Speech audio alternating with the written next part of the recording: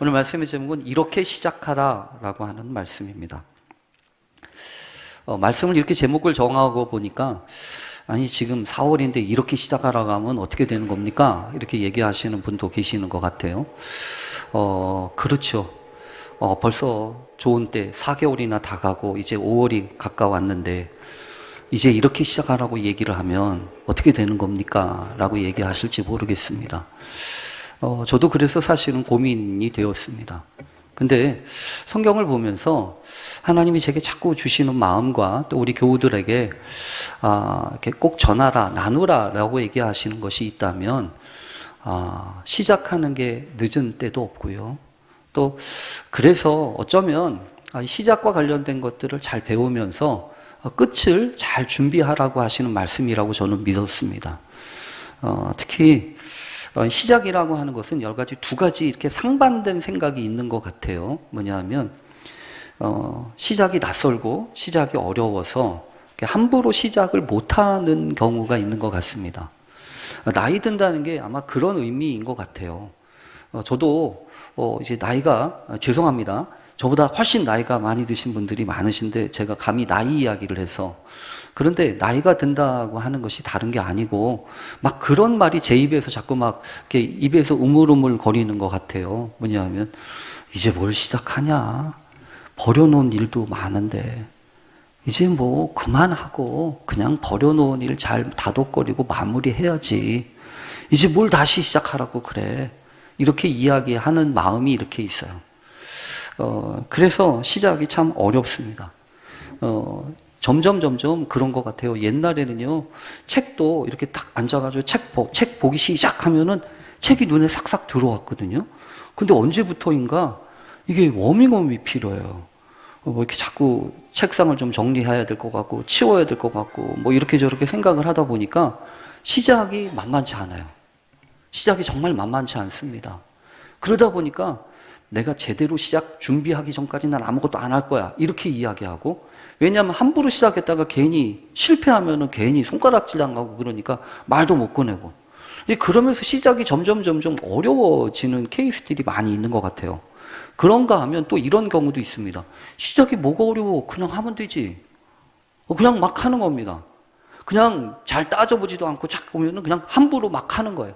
물론 함부로라고 얘기해서 죄송해요. 시작이 두렵지 않은 거죠. 왜냐하면 시작은 이래도 마지막을 잘하면 되는 거 아니야? 이렇게 얘기하잖아요. 그래서 시작이 두렵지 않은 경우들도 있습니다. 근데 여러분 어떻습니까? 어떤 게 맞습니까? 우선 오늘 말씀을 생각하면서 이렇게 시작하라라고 하는 이야기를 할 때 요거는 아닙니다. 뭐냐 하면 아무것도 아직 안 했는데 처음부터 시작하라고 하는 것을 의미하는 건 아닙니다. 왜냐하면 제가 처음에도 계속 이야기 드리지만 시작종은 울리지 않는다고요. 이미 벌써 시작했잖아요.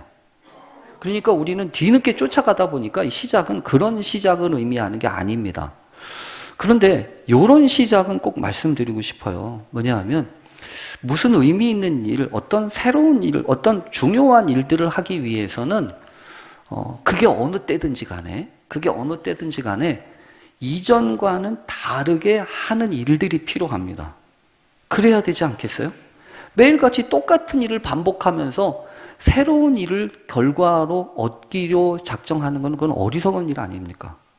아니 맨날 똑같이 하면서 어떻게 새로운 게 나오기를 바라겠냐고요.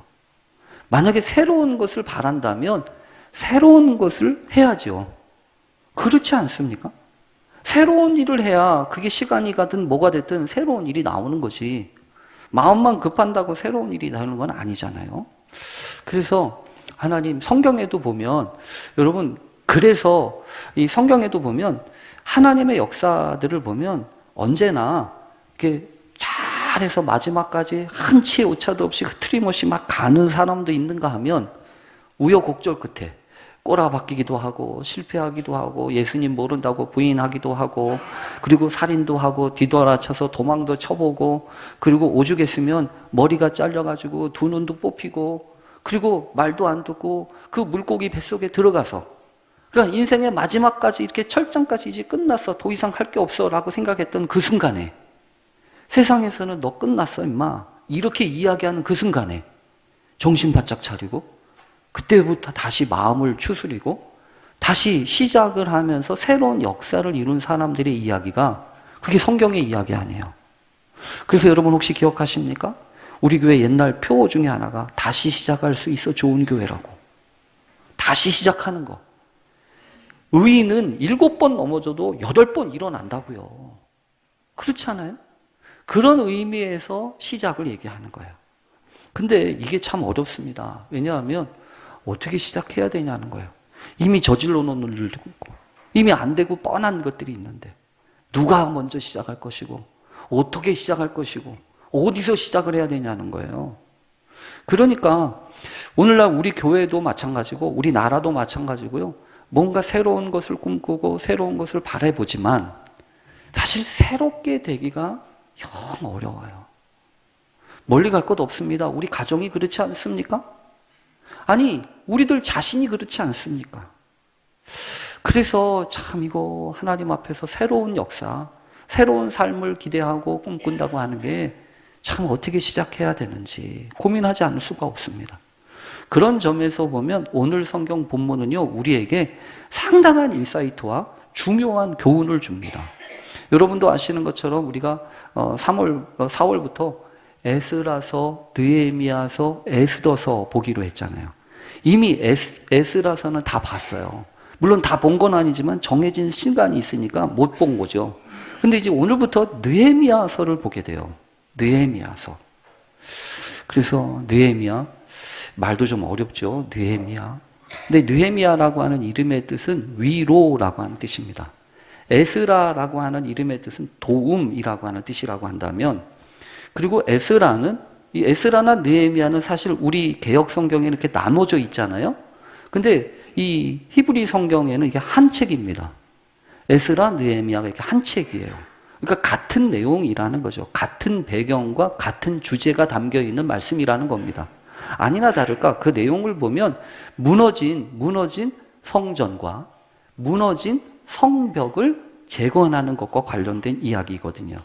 그리고 건물만이 아니라 그 공동체, 왜냐하면 그 성전을 사용하고 성전에서 예배드리는 사람들의 신앙을 새롭게 하는 것과 그 성전 안에서 뿐만 아니라 이제 성벽 안에서 사는 사람들의 생활을 다시금 신앙으로 잘 노정하기 위해서 이 에스라와 느헤미야는 단순하게 건물과 성벽을 건축하는 것으로만 이야기가 되지 않고 오히려 그 성벽과 성전은 절반까지 딱 끝나요.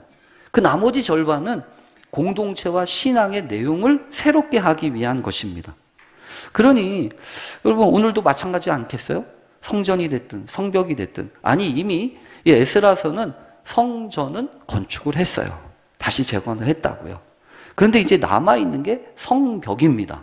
여러분 이거는 상당히 중요한 의미가 있어요. 뭐냐면 성전은 중심입니다. 중심을 바로잡는 것과 함께 아울러 성벽은 경계라고 그래요. 경계. 그래서 우리나라도 이 한양도성이라고 얘기하면 이렇게 성이 이렇게 쭉 있지 않습니까? 그래서 성 안 사람과 성 밖 사람들이 이렇게 구별이 되죠. 그래서 이 성이라고 하는 것은 경계입니다. 성 안과 성 밖을 나누는 경계이고, 그리고 이것은 우리의 삶에 있어서는 마치 어떤 것과도 같냐면 내가 신앙인으로 사는 사람의 정체성과도 같아요. 근데 이 성벽이 무너졌어요. 성벽이 무너졌다는 얘기는 여러분 이거는 그냥 우리가 생각할 때는 별 문제 아닌 것처럼 보여지지만 이건 심각한 문제입니다. 왜냐하면 안과 밖이 구별이 없다는 거예요. 옛날에 전쟁이 나면 바깥에 있는 사람들이 싹 안으로 들어가서 성벽을 딱 닫아 걸어요. 그리고 성벽은 여기까지는 우리가 지킬 거야 라고 선포하고 그것을 무조건 지키게 되어 있는 그런 곳이잖아요. 근데 이제 성벽이 무너졌어요. 성문이 불타버렸어요. 그러면 안과 밖에 없는 겁니다. 불안한 것이요. 구별도 안 되고 막 뒤죽박죽 되어져 버린 겁니다. 그래서 만약에 성벽이 무너졌다고 하는 얘기는 우리의 신앙에 적용해 보면 이런 거죠. 내가 신앙생활을 하는 것 같은데 이 평일날하고 주일날하고 이게 구분이 안 되는 거죠. 주일은 꼭 예수 믿는 사람 같이 보이는데 평일날 보면 예수 믿는 사람 전혀 같지 않은. 그러니까 그런 사람을 두고서 뭐라고 하냐면 성벽이 무너진 사람인 거예요. 성문이 불타버린 사람이라고. 어떻게 하면 좋습니까? 아니 뭐 그렇게만 해도 되지요. 뭐 잘 되지요. 뭐 이렇게 얘기할 수 있습니까? 문제는 그게 정상이 아니라는 거죠. 성벽, 무너진 성벽을 다시 재건하고 불타 없어진 그 성문을 다시 달아야 된다는 거예요. 그래야 정상적인 생활과 올바로 세워진 그 나라와 성읍이 유지가 된다는 거죠. 근데 이걸 어떻게 하냐고요? 누가요? 어떻게 하냐고요? 그게 오늘의 본문이에요. 오늘 성경은 이야기가 여러분 어디서 시작되냐 하면 수산궁에서 시작됩니다. 무너진 성벽은 예루살렘인데 이야기의 시작은 수산이에요. 이 수산이라고 하는 곳은 어디냐 하면 그 페르시아, 이 바사의 수도였습니다. 이 베카파라고 일컬어지는 그 이름의 뜻이 그 베카파인데 이 수산이라고 하는 것은 보통 이 페르시아의 왕들이 겨울을 보내기 위해서 세웠던 그런 도시라고도 해요. 3대 주요 도시 중에 하나이고 앞으로 우리가 살펴보게 될 에스더도 역시 마찬가지로 에스더도 이 수산에서부터 이야기가 시작이 됩니다. 그러니까 이제 에스더하고도 맞닿아 있는 이야기인 거죠. 근데 어쨌든 그 멀리 떨어진 무려 한 1500km 이상 떨어진 그곳에서 지금 꿈틀거리고 뭔가가 있어지는 거예요. 여러분 이거는 이런 얘기입니다. 지금 당장 이곳에서 문제는 지금 이곳에서 벌어져요. 근데 이 문제를 해석하고 이 문제를 해결하는 그 시작 단초는 여기 안에서가 아니고 1500km 떨어진 그 먼 곳에서 하나님이 어떤 사람, 어떤 일꾼, 이 사람들을 준비하셔서 지금 쓰신다고 하는 거죠. 그러니까 여러분 거리는 문제가 아니에요. 거리는 문제가 아니라고요. 우리는 거리를 중요하게 생각을 하는데 근데 사실은요 거리는 중요하지 않습니다. 왜냐하면 아무리 멀어도 이 느헤미야 같은 사람이라고 한다면 결국 여러분 이 스룹바벨도 마찬가지였고 에스라도 마찬가지였잖아요. 스룹바벨이나 에스라도 사실은 1500km 떨어져 있던 바빌론에서부터 돌아온 사람이거든요. 그러니까 거리가 문제가 아니에요. 아무리 멀리 떨어져 있다고 해도 정신 똑바로 차리고 그 마음에 특별한 비전과 사명을 가지고 있으면 거리는 뛰어넘을 수 있어요. 상황도 문제가 아닙니다. 아무리 우리가 상황을 발생하고 이런 상황 저런 상황을 이야기하지만 하나님이 허락하신 그 마음이 있으면 어떤 상황이든지 이길 수 있어요. 그래서 여러분 중요한 것은 내가 어디 있느냐가 아니고요. 내가 뭘 가지고 있느냐가 아니라 내 마음에 뭐가 도대체 꿈틀거리는가 이거예요. 우선 오늘 성경에 보면 느헤미야라고 하는 사람이 등장한다고 그랬죠. 이 느헤미야는 사실 성경을 읽어보면 어떤 사람이었냐면 왕의 술 맡은 관원이었습니다. 우리 구약 성경에도 보면 이제 떡 맡은 관원, 술 맡은 관원 이야기가 나오고 근데 실제로 여기 보면 이 종이 내가 그때의 왕의 술 관원이 되었다라고 얘기하잖아요. 술 관원이라고 하는 거는 혹시 어떤 분들은 그러면 술상무야? 이렇게 얘기하실 수도 있을 것 같아요. 술상무 얘기가 아닙니다. 이거는. 왜 그러냐 하면 왕의 술 관원이라고 하는 것은 왕의 최측근이라는 말이에요. 왕이 여러분 가끔 보면 반역도 일어나고 무슨 일이 벌어지니까 왕의 최측근에서 왕을 보호하고 왕과 상담도 하고 왕과 이 어려운 시간 이런 것들을 얘기를 나누면서 가장 도와주는 사람이라는 뜻입니다. 그렇게 이야기하면 우리가 한 가지 알 수 있는 게 있어요. 이 느헤미야는 걱정이 없어요. 쉽게 말하면 자기 안위에 대해서 걱정할 필요가 없는 사람입니다. 포로로 끌려갔지만 그만큼 나라에서 인정도 받고 자리도 잡고 물론 이제 높은 데 있으니까 그만큼 자기의 자리에 대해서 염려하고 걱정할 수도 있겠죠. 그러나 오늘 성경에 보면 이 느헤미야가 그렇게 자기의 인생에 대해서 그렇게 걱정할 필요 없고 생각할 필요 없는데 한 가지 오늘 성경에 보면 한 가지 사건이 벌어집니다. 무슨 사건이 벌어지냐면 이 느헤미야가 자기 형제 중에 하나니라고 하는 한 사람이 멀리 고향까지 갔다 온 거죠. 고향에까지 갔다 왔다는 이야기를 들으니까 이 느헤미야가 궁금한 거예요. 뭐가 궁금하냐면 야, 우리 고향 사람들 어떻게 살고 있디? 그곳에 있는 사람들 괜찮디? 이렇게 물어본 거죠. 그러니까 하나니가 뭐라고 대답을 하냐면 형님 말도 마세요. 성문은 불탔고요. 성벽은 다 무너져가지고 그곳에 있는 사람들이 수치와 어려움이 한두 가지가 아니에요. 뭐 왜 안 그렇겠어요? 그곳에서 흩어진, 그러니까 성문이라도 제대로 서 있으면 제대로 설 수 있었을 텐데 얼마나 사람들이 우습게 여기고 하찮게 여기고 그리고 이렇게 보겠어요. 그곳에서 살아남아야 되니까 얼마나 힘들겠냐고요. 근데 그 얘기를 지금 1500km 떨어진 그 수산궁에서 이야기를 듣는 이 느헤미야는 어떨까요? 처음에는 속상하죠. 처음에는 기분이 좋지는 않겠지요? 근데 중요한 거는 이거예요. 그렇게 기분도 좋지 않고 속상한 마음을 가지고 이 느헤미야가 요렇게 했다는 겁니다. 그러니 내가 할 게 뭐가 있겠어? 난 아무것도 할 게 없지. 내가 뭘 하겠어? 요렇게 얘기하면 할 게 없어요. 근데 느헤미야는요, 어떻게 생각을 했냐면, 어떻게 하면 좋아? 기도해야겠다. 그래서 성경에 보면 금식하면서 울부짖고 하나님 앞에 기도합니다. 잠깐 하루 이틀 기도한 게 아니에요.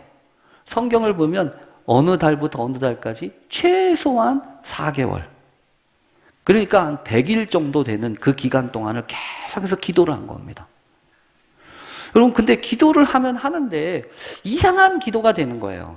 그냥 불쌍히 여겨주세요, 긍휼히 여겨주세요 라고 하는 것, 그 사람들 좀 살려주세요, 그 사람들 어떻게 좀 회복시켜주세요 라고만 이야기하는 게 아니라 성경에 보면 여러분, 이 느헤미야에는 그래서 기도가 이렇게 나와요.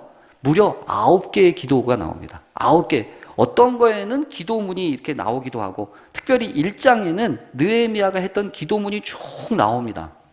그런가 하면 2장에는 잠깐 기도했다고 하는 표현만 나와요. 그리고 나머지 부분에서는 아주 간단하게 기도의 주제 같은 것들이 나옵니다. 그러니까 쉽게 말하면 무슨 소리냐면, 느헤미야는 어떤 사람이냐? 삶의 고비고비마다 뭐 했던 사람이다? 기도했던 사람이다. 삶의 고비고비마다 기도했던 사람이라는 겁니다. 그러니 여러분, 그렇게 기도를 하는데 첫 번째 오늘 성경을 보면서 그런 게 느껴져요. 뭐냐면 기도를 하는데 그냥 불쌍히 여겨주세요, 이 사람을 살려주세요만 얘기한 게 아니라 자기 고백적인 기도를 한다고요. 자기 고백적인 기도라는 게 뭐냐 하면 이런 겁니다. 자꾸 기도를 하는데 하나님이, 여러분, 기도라고 하는 것은 그냥 단순히 내가 원하고 바라는 것만 이렇게 아뢰는 게 아니에요. 왜냐하면 기도를 하는 사람에게 하나님이 역사하시면 그 기도를 하는 가운데 우리를 가르치시고 우리에게 하나님이 부어주시려고 하는 마음이 있어요. 역사하신다고요. 그 역사하시면서 뭐가 깨달아지게 되냐 하면, 아, 우리 민족이 이랬구나.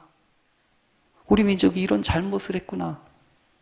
그래서 하나님 앞에 이런 심판을 받고 있는 거구나. 그래서 깨달아진다고요. 깨달아지면서 하나님 앞에 회개하고 자복하는데, 여기서 중요해요. 잘못했다고 하는데 나는 빼고 저 사람들이 잘못했어요 라고 얘기하는 아니죠. 나도 같이 내 책임도 있다는 거예요. 그것을 지금 느헤미야는 여기서 이렇게 고백합니다. 1장 거기 보면 이렇게 얘기해. 1장 6절 하반부에 보면 주는 귀를 기울이시며 눈을 여시사 종의 기도를 들으시옵소서. 이러면서 나와 내 아버지의 집이 범죄하여, 나와 내 아버지의 집이 범죄하여. 이런 사태와 이런 일이 벌어지는 것 가운데 누구 또 책임이 있다는 거예요? 나도 책임이 있다는 거예요. 그 마음 때문에 기도하는 거예요. 나는 아무 잘못 없고 쟤들이 잘못해서 한 거야 라고 얘기하면 그거 기도하다가 말 겁니다. 근데 아무리 생각을 해봐도 나도 그 하나님 앞에 범죄했구나. 그게 깨달아지니까 기도를 멈출 수가 없는 거예요. 그러면서 하나님 앞에 회개하고 자복하고 이 민족 살려주십시오. 그러면서 뭐라고 하냐면, 만약 8절, 1장 8절이면 그게 또 내용 중에 이런 내용이 있어요.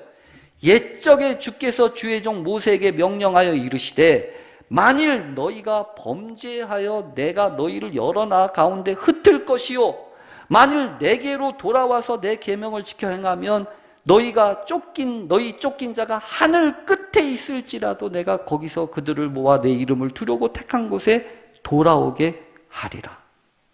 하나님의 말씀이 떠오르는 거죠. 그 하나님의 말씀은 소망이에요. 뭐냐면 비록 너희들이 잘못하고 범죄해서 하늘 끝까지 다 흩어져 뿔뿔이 흩어져서 이렇게 살 수밖에 없을지라도 하나님을 생각하고 돌아와서 기도하고 자복하기 시작하면 다시 하나님이 돌아오게 약속하셨습니다. 그러니까 있잖아요. 기도하는 사람들이 반드시 기억해야 될 게 있습니다. 서럽고 안타깝고 속상한 것만 생각하면 안 되고요. 자신의 감정만 얘기하는 게 아니라 말씀을 붙들어야 돼요. 하나님이 이렇게 말씀하지 않으셨습니까? 그래서 여러분, 이런 기도는 말씀에 대한 깊은 이해가 있지 않으면, 그러니까 말씀에 대한 이해는 기도의 깊이하고 같습니다. 혹시 여러분 가운데 하나님, 나도 기도 열심히 하고 싶습니다. 기도 깊은 기도하고 싶습니다. 이러신 분이 계십니까? 그렇다면 뭐 해야 됩니까?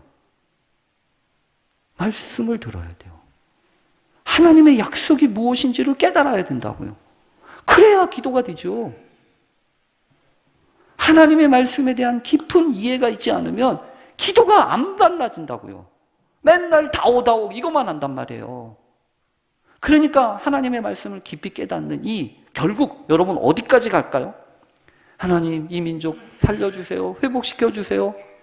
그런데 성경에 보니까 그러면 나도 갈게요. 나를 드릴게요. 그래서 마지막엔 이렇게 기도해요. 뭐냐면 오늘 종이 형통하여 이 사람들 앞에서 은혜를 입게 하옵소서. 딴 사람 말고요. 종이 은혜를 입게 해주세요. 이 얘기는 무슨 소리냐면 하나님 은혜 주시면 나라도 내놓겠습니다. 나라도. 그래야 역사가 새로워지는 거예요. 교회를 위해서 아무리 기도해 보십시오. 교회를 염려하고 교회를 위해서 기도하시는 분들 많잖아요. 근데 하나님이 원하시면 나도 내어드릴게요. 나도. 누군가 좀 하라는 게 아니고 다른 사람 네가 좀 해라가 아니라 하나님 필요하시면 나라도 드릴게요. 이게 느헤미야의 기도였다고요. 그래야 새롭게 시작되는 거거든요. 거리 1500km를 넘어서. 그래서 여러분, 하나님의 일은 상황 가지고 일하는 거 아닙니다. 여건 가지고 일하는 거 아닙니다. 가까운 사람들만 하는 거 아닙니다. 오히려 어디에 있든지. 그래서 이게 중요해요. 이 느헤미야가 돌아와가지고 하는 말 가운데, 우리가 읽은 본문 가운데 12절에 보면 이런 표현이 있어요. 뭐라고 하냐면 내 하나님께서 예루살렘을 위해 무엇을 할 것인지 내 마음에 주신 것을. 여러분 무슨 말인지 알겠어요? 내 하나님이 예루살렘을 위해서 무엇을 해야 될 것인지 그걸 내 마음에 주셨다는 겁니다. 여러분 언제나 그래요. 내가 하고 싶은 거 하는 거는 쉽습니다. 내가 하고 싶은 걸 하는데 뭘 어렵겠어요? 내가 하고 싶은 거는 다 합니다. 누구나 다 한다고요. 문제는 그게 아니에요. 주님이 내 마음 가운데 허락해 주신 걸 하는 사람들이 역사를 바꿔요. 언제나 그렇다고요. 주님이 내 마음 가운데 부어주시는 거, 그래서 잘 들어야 됩니다. 하나님의 음성에 귀를 기울여야 되고요. 드러난 사건들 속에 잘 봐야 됩니다. 속상하고 괴롭고 힘들고 아파서 눈 감고 나는 이제 더 이상 안 볼 거야, 이게 아니라 내게 보이시고 내게 들리신다면 이유가 있지 않겠어요? 그래서 하나님의 음성을 듣는 거예요. 그리고 기도하는 겁니다. 어떻게 기도요? 2장 4절을 보세요. 2장 4절. 거기 두 번째 이 느헤미야의 기도회인데요.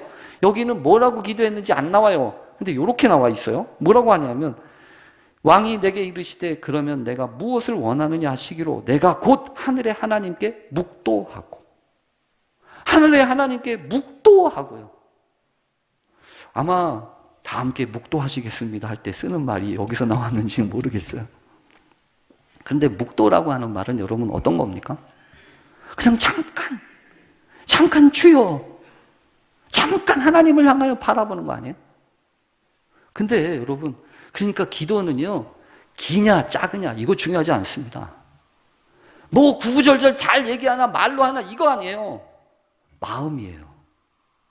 그 상황에서, 그 답답하고 어려운 상황에서 하나님, 주여, 그렇게 한마디 외치는, 단말마처럼 외치는 그 한마디를 하나님이 귀하게 여기신다. 느헤미야는 그런 사람이에요.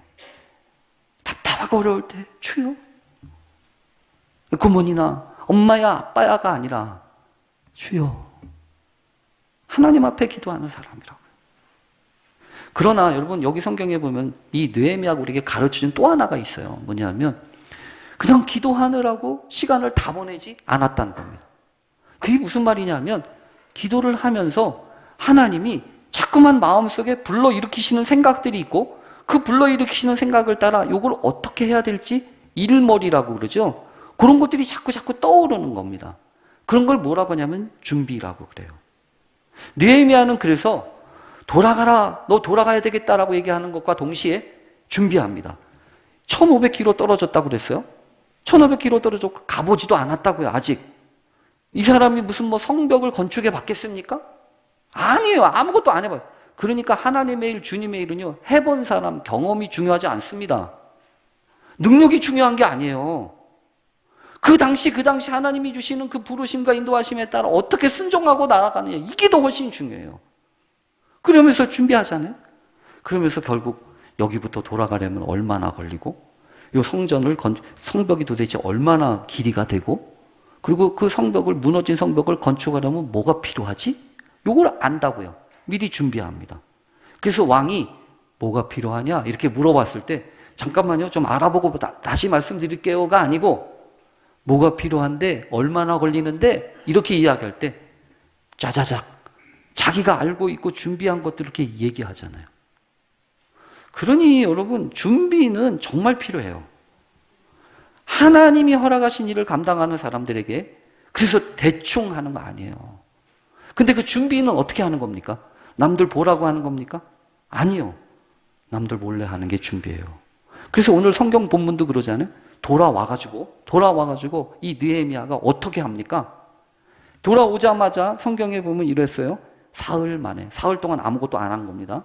쉬어요.